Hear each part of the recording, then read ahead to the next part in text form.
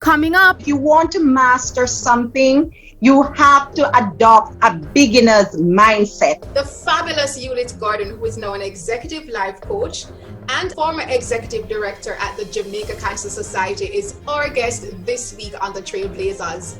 Yulit has been recognized as one of Jamaica's most outstanding women and will be sharing her phenomenal story, her own path, and how you can use your own vulnerabilities to achieve success, whether in your career or just in your personal life. Stay tuned. Thanks to our sponsors, Stars Publicity, for all your PR and publicity needs. Get noticed and align with the stars. DG's Health and Wellness Center for weight loss, weight gain, and other healthy lifestyle needs. Book a consultation today.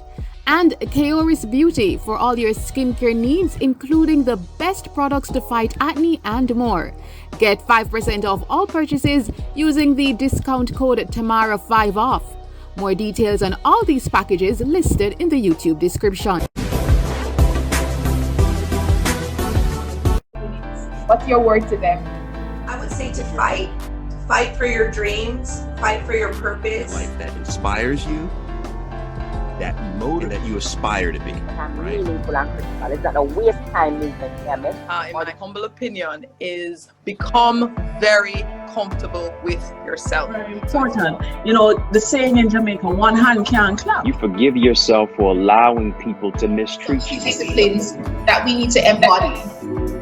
You just have to work at it and be committed. Everyone. And it's scary to have all of that fall away from you. And you have to celebrate those wins. Work with fitness clients. For guidance, rely on Christ for support. And no rush. I did it. I made my move into entrepreneurship at 40. So chicken, so scared that when... What, last comments would you want to share with you? Have your core values, you do the right things, it'll fall in place for you. Yulit Gordon is an executive life coach and health advocate who is the former executive director of the Jamaica Cancer Society, where she served for 9 years.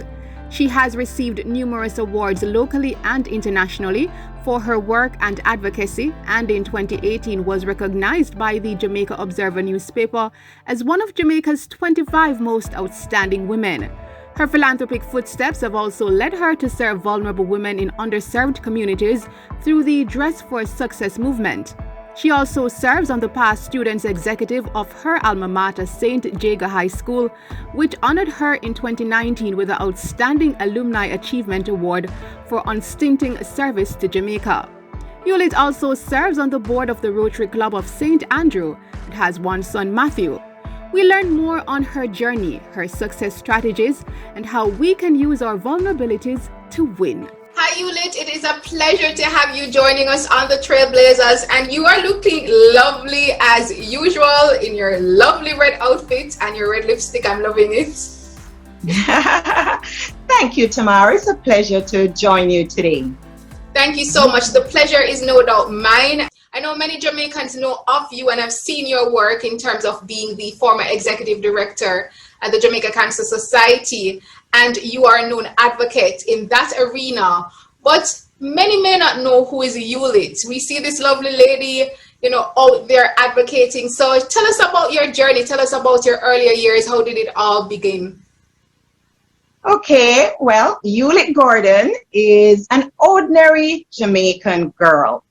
I grew up in a traditional Jamaican family with all the trappings of love for God, love for family, and love for community. I was born in Grange Hill in Westmoreland. My mother was a teacher. She's now retired. My father worked in the sugar industry. He's now deceased. May his soul continue to rest in peace. And we left Westmoreland in the early 1970s to come to Spanish Town because of my father's job. He was transferred to work then at Bernard Lodge. From an early age, I was influenced by my mother, who to me was the ultimate role model for myself and my 3 siblings. I am the oldest of 4 children. And my mother was completely devoted to transforming and shaping the minds of the children placed in her care. But that went beyond just education, as in our community, my mother would offer to get birth certificates for those children who needed to be registered in school but did not have any birth certificates. She worked with the elderly and the shut-ins through her church ministry. She was just totally devoted to giving back. So her spirit of philanthropy and unflappable dedication, Tamar, knew no bounds. I was blessed to have been born in a family of hard-working women who modeled strength of character, courage, and sacrifice. Women I could look up to and emulate. So stick a pin right there. That's a very crucial point that you mentioned in terms of the fact that being and growing among that kind of women and seeing that kind of social advocacy and that social consciousness, it was so important for you.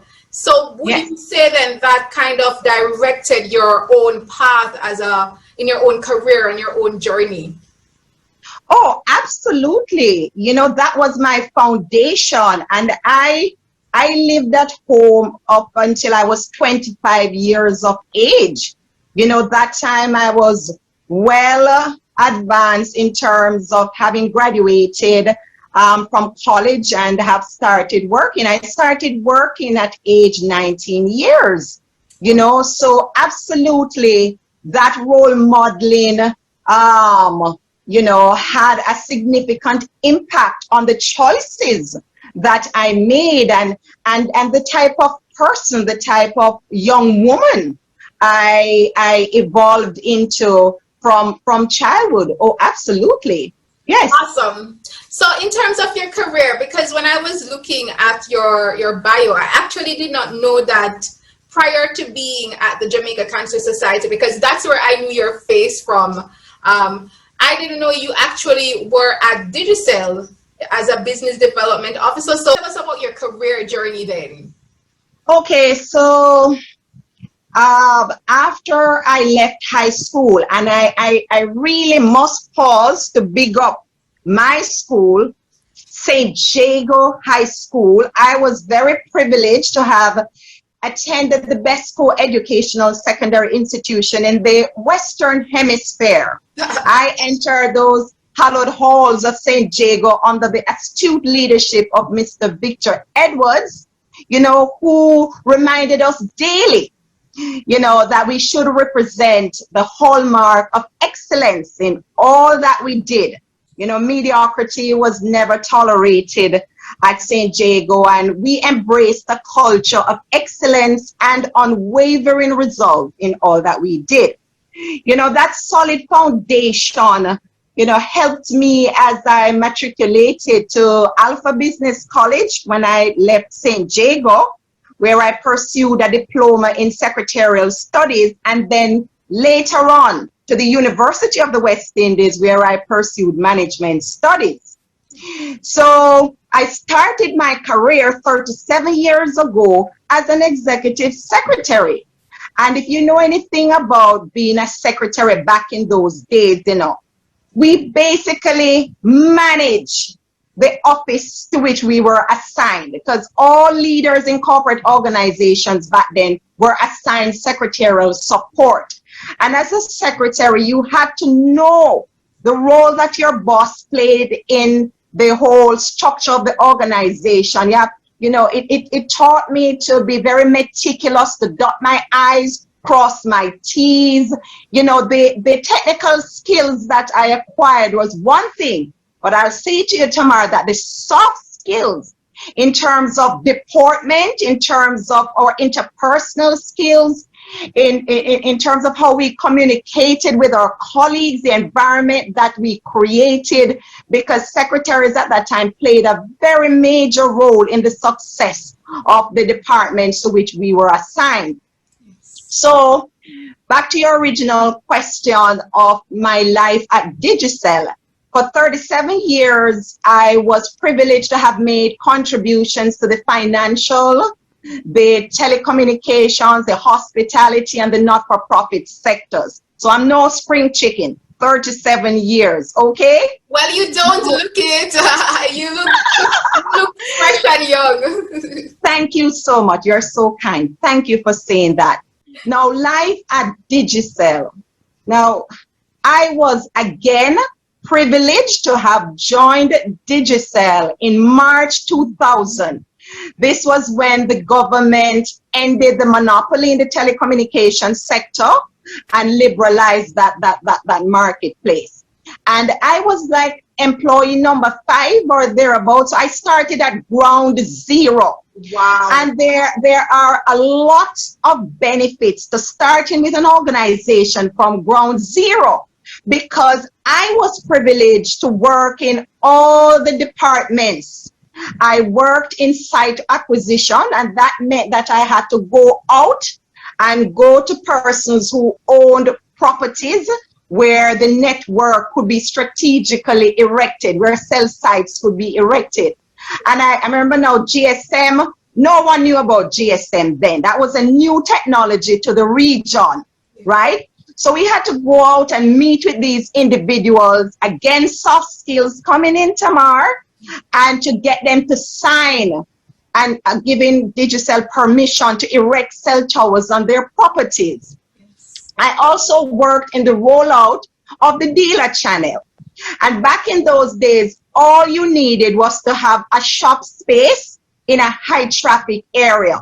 And Digicel would come in and outfit the entire store for you. And you know, we need the dealer channel, because that is where we're going to get the handsets in the hands of our customers. I was also, again, instrumental in working in the call center for launch, right? I mean, I can't even show you the book that we had to study. The GSM technology was a very big book. And then CEO Seamus Lynch told us that, listen, anybody who failed this exam, you know, is out of a job. So we all had to study. Our lecturer was out of the UK, a guy by the name of Ron. Yes. So I worked in readiness, getting the call center ready for launch, learning about GSM, and then I worked also in establishing the corporate channels. This is where now we go out to businesses, bring in the Digicel service to them. So definitely, to kind of sum it up at Digicel, you had a wide range of experience. This year, the company is also, I understand, celebrating their 20th anniversary. So it's good to hear the story of, you know, someone who was there at the start. When I heard you say year 2000, I'm like, wow, year 2000, I was still in primary school. Oh my goodness. Yes, so it's so interesting just hearing that journey. All right, so moving forward, because I know many Jamaicans, as I mentioned in my intro, know of you. That's how I, knew of you as well, or know of you as well, in terms of your work at the Jamaica Cancer Society, which you have recently left. So tell us about that experience for you. How important was being in that position for you? The Jamaica Cancer Society, that opportunity just came to me without my looking in that direction, because I was not looking to go and work for a charity, right? And I was like, oh, no. So I am a part of a Bible study group. So I shared with my Bible study group and said, we need to pray about this and see if this is the Lord's leading or is this the devil. So we prayed about it, and I don't have that spirit of discernment, but there are persons in my Bible study who do. And they came back to me and said, Yulit, the Lord said you're to go to the Jamaica Cancer Society, and He is going to do amazing things through you. Wow. So I was obedient and said, well, Lord, you must know you're taking care of me. I'm a divorced mother, so you will have to take care of me when I go work in a charitable institution. So I was obedient, and I went to the Jamaica Cancer Society. I knew nothing about the science around cancer. However, I knew from personal experience about the trauma and the pain that accompanies the loss of losing loved ones to cancer. you know. So I went and I recognized that there were gaps in my technical competency where the job is concerned. So I made a commitment to myself that I was going to get to work. There was no time to waste. And I went on Google, my new best friend, and I sought out every peer review, every online journal, and I read and I read and I read upon the science of cancer. I also looked for local opportunities where I could attend oncology conferences put on by different local medical bodies, and I soaked up every bit of information like a sponge. I had a big book that I wrote down everything in, and I would read every day. I set aside hours to read about cancer and to understand the cancer landscape, not only in Jamaica and the region, but globally. Now, my primary goal for the Jamaica Cancer Society under my watch was to make the Jamaica Cancer Society a center of excellence through training and development, through the procurement of state-of-the-art equipment, through survivorship interactions, through the collaborative and strong partnerships with like-minded institutions. So I set to work to look for foundations who had a mandate for the health sector and for other institutions who had a similar mandate, such as the Jamaica Cancer Society. And I will say to you that the Lord stayed true to his promise, because he did send me some wonderful people to support my efforts.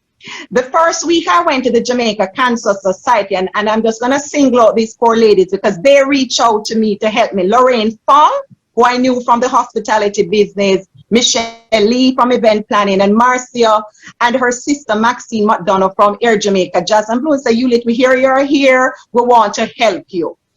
And our first initiative was with the private sector organization of Jamaica.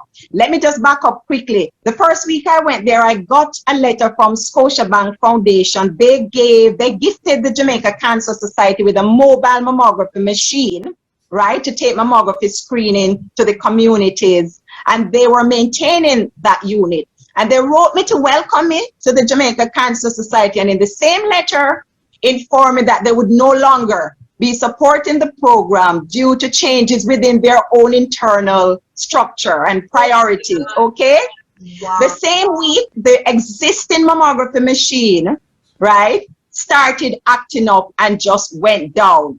So there was no time to waste, my dear. So we got to work, and I approached then head of the PSOJ, Joseph Matalon. I went and I met with Mr. Mansalon, and I asked him if he could give me one of his president's breakfasts to talk about the work of the Jamaica Cancer Society and to seek some funding because I needed to replace the machine and I needed to fund the mobile program outside. And he so graciously didn't hesitate, sure, Eulit. So we got to work to devise our strategy as to how we were going to approach the members of the PSOJ. And we got Paul Hamilton to build us a pink tree, right? And we put the pink tree in the Pegasus ballroom where the breakfast was being held. And we made these little tent cards like Christmas ornaments. And at every place setting, we placed a tent card. And I was given a part on the program to just talk about the work of the Jamaica Cancer Society and to make a personal plea to the membership of the PSOJ to support us in what we were seeking to achieve. I kid you not, Tamar, we raised in excess of $4 million that morning at that breakfast.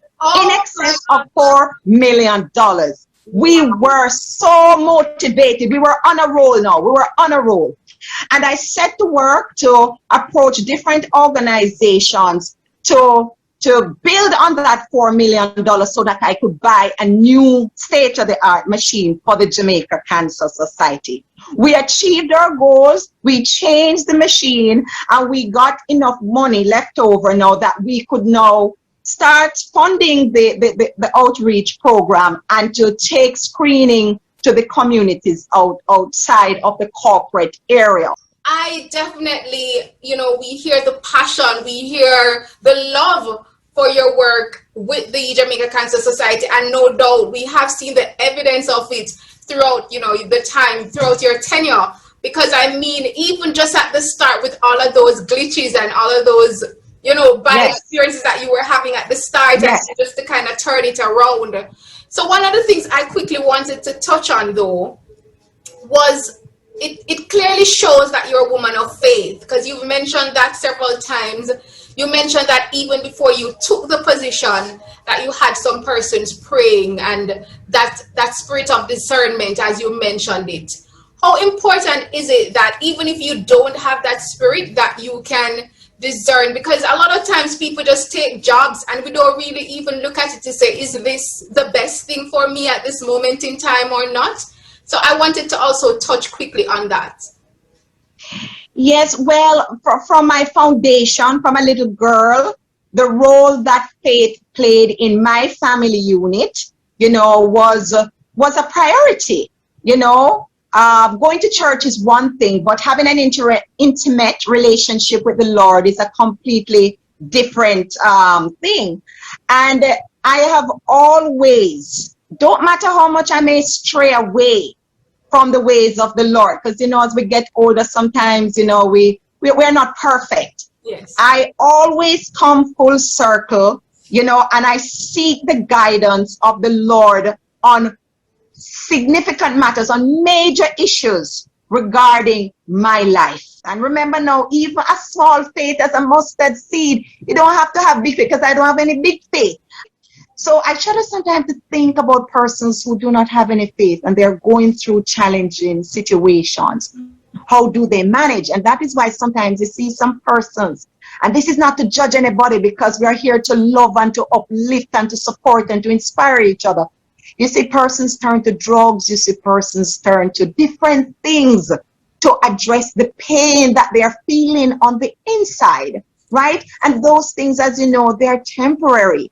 So you end up right back there, so my faith plays a significant role in my life, significant.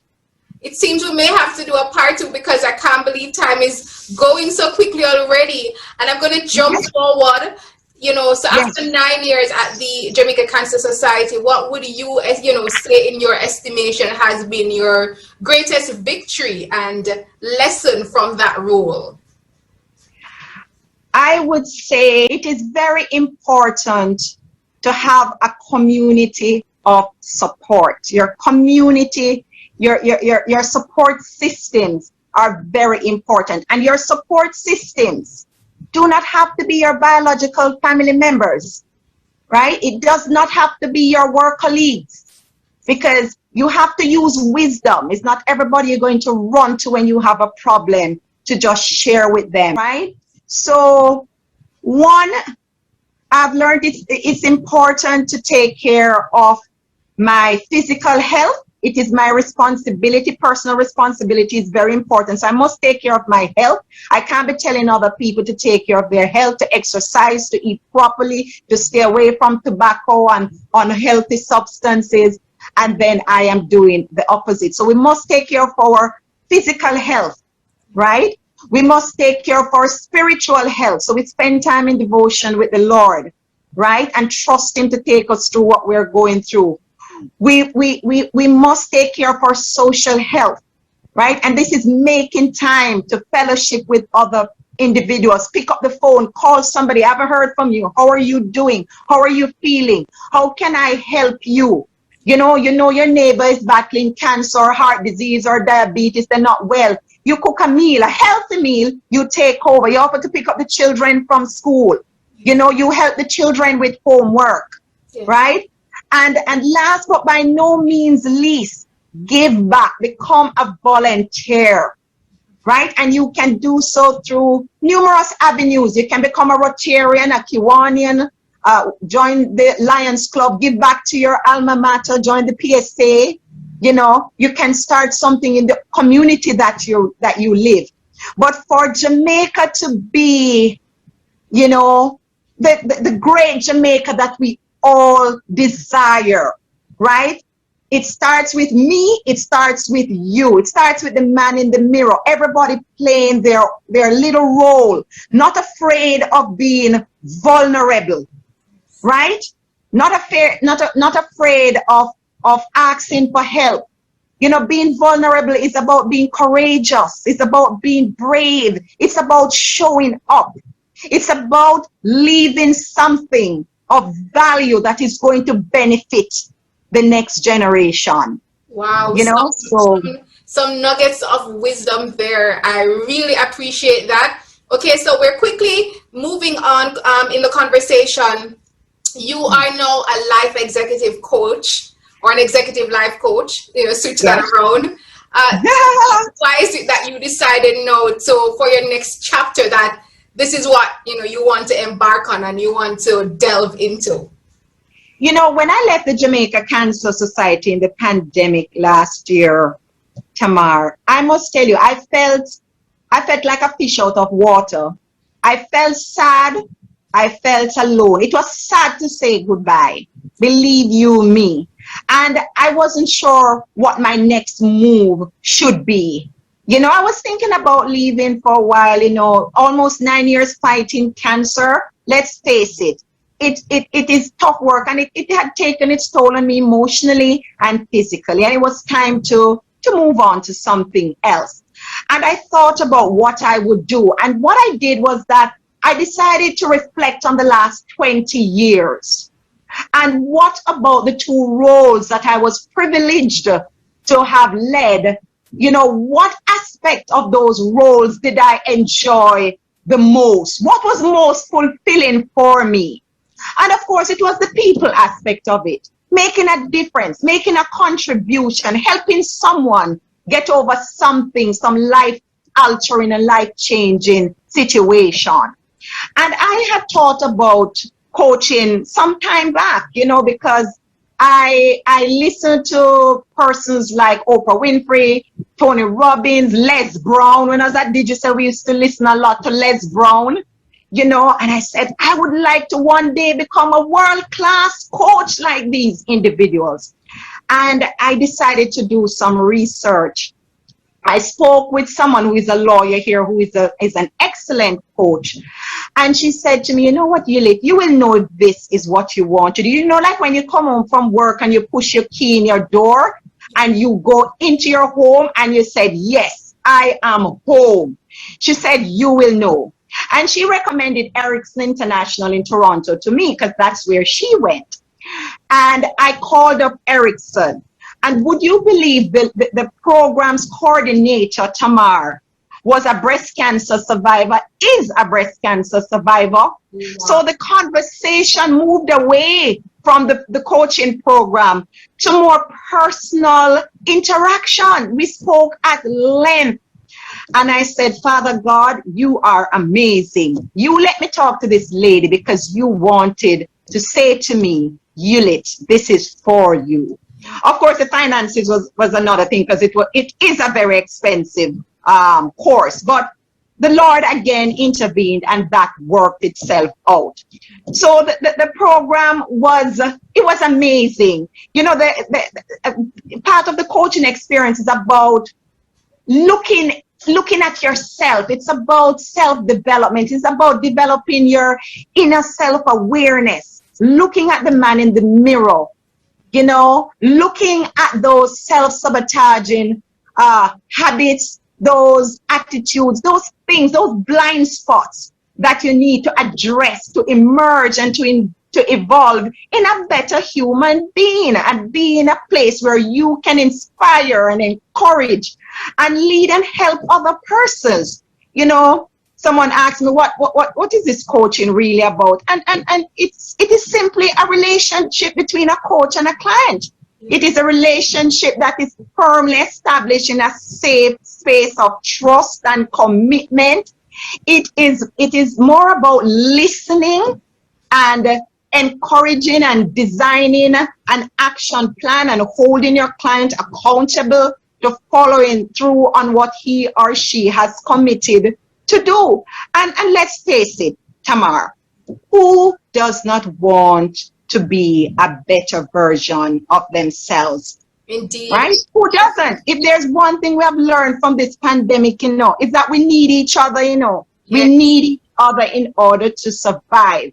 Indeed. And I believe that's the ultimate purpose of us being here.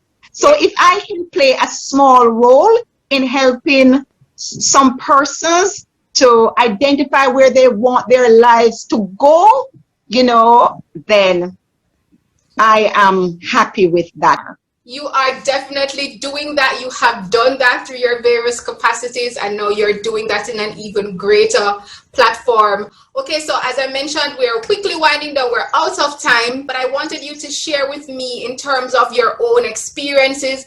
What has been your greatest challenges, whether personal or professional?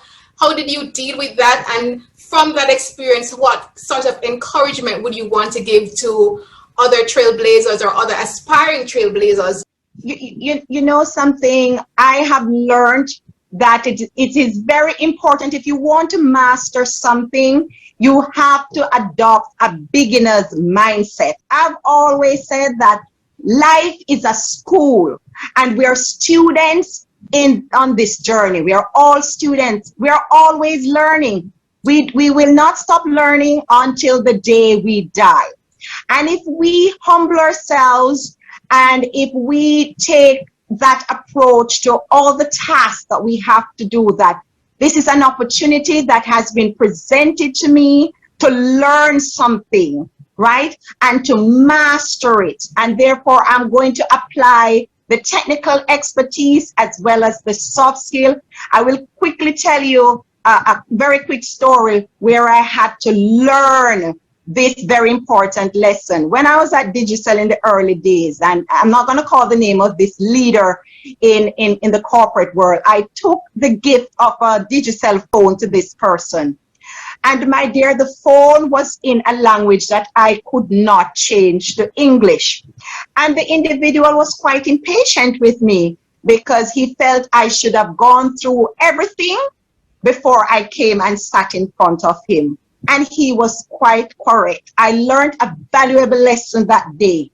I humbled myself. I apologized. I called for technical intervention, and the problem was solved. What followed after that? This individual and myself became friends. So I learned from that experience. You don't know something, you don't know it. Always adopt this spirit of preparedness. Prepare yourself, before you go to do any presentation at all. Prepare. That element of preparedness is very important. We have to take care of ourselves in order to be able to carry out our responsibilities and take care of others. So I think I alluded to it earlier. Those 4 things that I said, taking care of your spiritual health, your physical health, your emotional health, and your social health. Very, very important. Engage those 4 principles, and I do believe that we would be in a place of making a difference and adding value. So own your truth. Be true to yourself. Don't live your life through the eyes of other persons, right? Be brave, show up, be seen. Your voice matters. It doesn't matter how much you think that you don't have a role to play in the development of this country. Your voice matters. My voice matters. Your voice matters.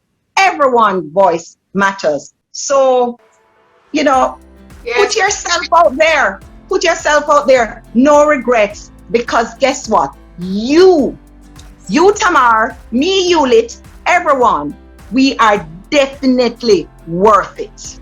Ah, that is awesome.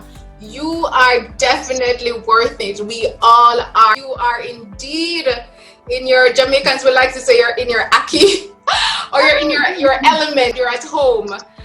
So we definitely appreciate you sharing those pointers. I can't believe the time is already up. We probably need to do a part 2. But thank you so much, Eulit. You are definitely just a gorgeous, vibrant, passionate woman. And we appreciate you sharing just a bit of your story, because I know that you could share so many other experiences throughout your journey. Thank you so much. What a fitting note to wrap things up on. I definitely enjoyed our chat, Eulit. As I mentioned, we probably have to do a part 2 at another time where we can delve some more into your own path and your own journey. But we wish you all the best in this next chapter of your life. You've got it. You definitely are indeed doing some great things already as an executive coach, and we thank you for your work and contribution with the Jamaica Cancer Society and all the other initiatives that you are a part of, and just keep blazing your trail. Thank you so much. Thank you very much, Tamara. Thank you for this time of sharing with you, my sister, and I wish you all the very best in your trailblazing series. It is awesome and it is very inspiring. Don't you stop doing what you are doing, and stay beautiful yourself. Thank you. Thank you so much. I really appreciate that. Blessings. Hey everyone, I am Tamara McHale, television presenter, producer, and communication specialist, and of course, producer and host of the TrailBlazers series. I'm inviting you to join the family. All you have to do is just click that subscribe button right below. Make sure you hit that notification bell so that you are alerted as to when we have new episodes, and just join the family for weekly inspirational and uplifting episodes that will give you the keys, the tools, and the strategies that you need so that you can walk in your purpose and blaze your trail.